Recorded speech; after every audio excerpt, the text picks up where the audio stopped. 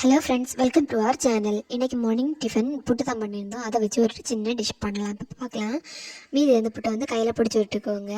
இப்போ ஒரு கடாயில் கொஞ்சம் ஆயில் சேர்த்து கடுகு கறிவேப்பிலை சேர்த்து சின்னதாக கட் பண்ண வெங்காயத்தை ஆட் பண்ணிக்கோங்க. 2 பச்சை மிளகாய் ஆட் பண்ணிக்கோங்க.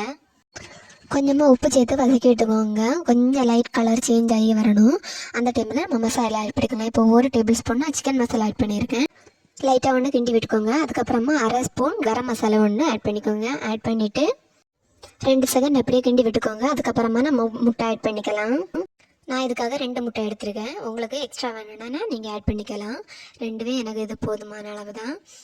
கொஞ்சம் நேரம் தாண்டி அப்படியே 2 செகண்ட் அப்படியே விட்டுட்டு அதுக்கப்புறமா இதை மாதிரி கிண்டி விட்டுக்கோங்க. விட்டுட்டு கொஞ்சம் எல்லாம் மிக்ஸ் ஆகி வந்ததும் அதுக்கப்புறமா கொஞ்சமாக இதில் மஞ்சத்தூள் ஆட் பண்ணிக்கிறேன். ஆட் பண்ணிவிட்டு அதுக்கப்புறமா நம்ம பொடிச்சு வச்சுருக்க புட்டை இதில் சேர்த்துக்கலாம்.